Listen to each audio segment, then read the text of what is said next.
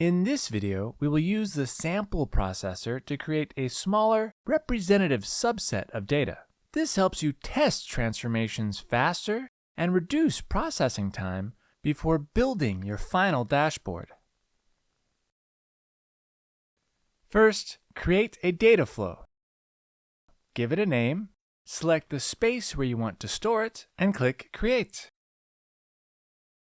Open the editor, browse the catalog, and add the data set to your data flow. Select the fields you want to add, and load the data into your data flow.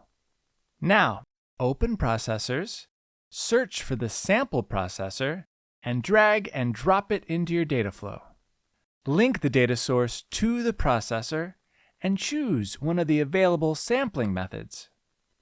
In this example, we select Random Stratified Sampling. This method keeps the chosen percentage of rows for each value of the selected stratum field. In the sampling ratio, enter the percentage of rows you want to keep. In the stratum field, select the field to use for stratification. In this case, we select Region, meaning the sample will keep roughly half the rows from each region after rounding.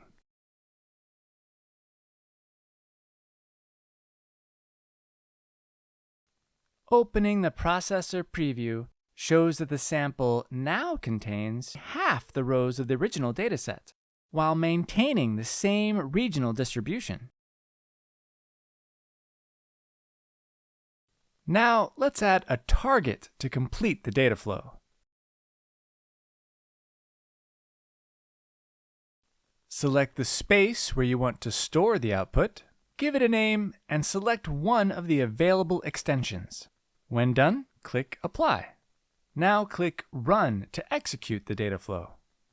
Once completed, a new QVD file containing the sample data will be stored in the selected space, ready to be used in your analysis.